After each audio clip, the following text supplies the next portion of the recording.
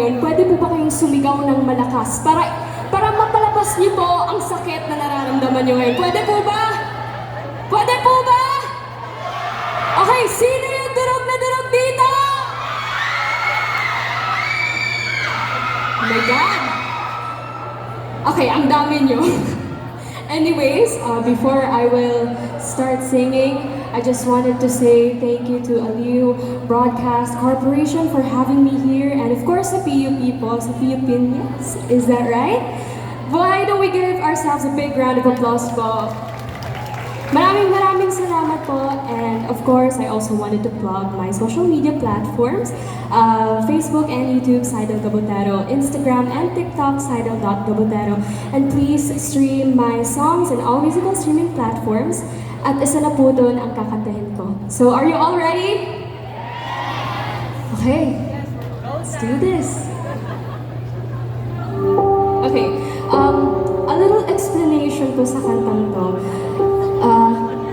By the title itself, Durog na Durog, it is a song about heartbreak. But at the same time, this is also a dedication to the people that we are no longer able to spend time with.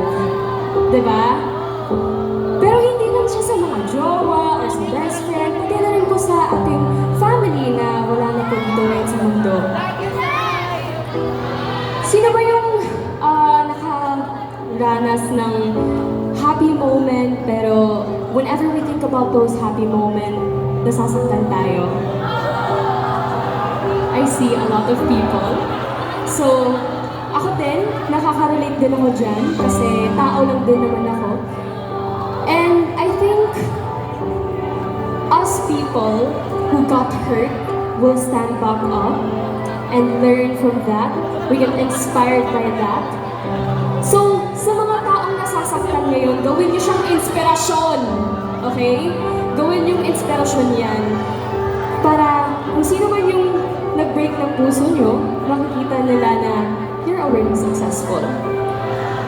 Are you all ready to listen to my new song? Akala ko magiging tayo hanggang sa hinihan. Ngunit bigla mo ako iniwasan ang akala ko. Paglalaban mo ako sa lahat ng ating dinaanan. Bigla mo nang ako iniwan.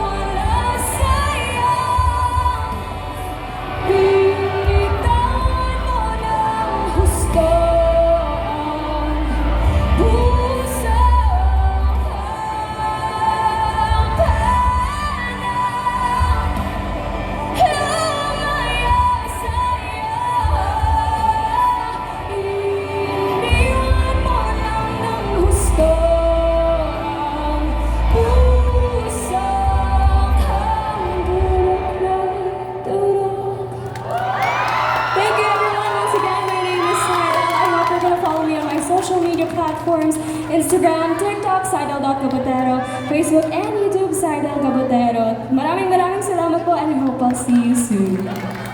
Thank you so much, Miss Seidel. May we